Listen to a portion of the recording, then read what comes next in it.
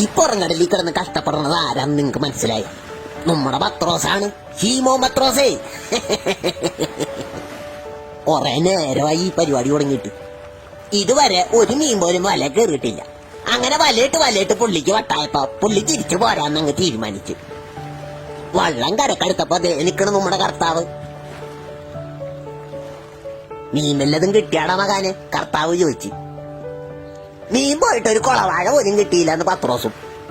ചെറിയൊരു ചിരി പാസാക്കിട്ട് കർത്താവ് പറഞ്ഞു, വലത്താട്ടങ്ങട്ട് വീശട മകാന്.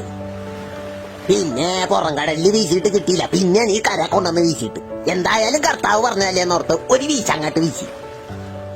എന്റെ അമ്മേ, എന്താടാ ഒരു കുലുക്കം? വല വലിച്ച് കയറ്റാൻ നോക്കിയപ്പോഴല്ലേ മനസ്സിലായത് ചാകരയാണ്, ചാകര.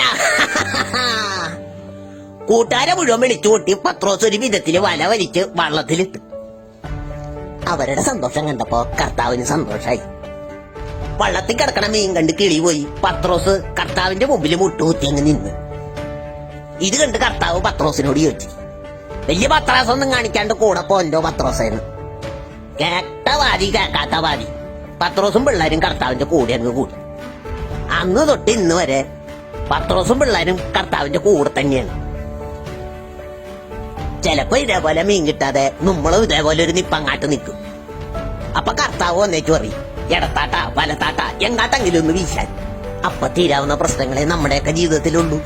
ഇത് ഞാൻ പറഞ്ഞല്ലേട്ടാ, പത്രോസ് പറയാൻ പറഞ്ഞാണ്.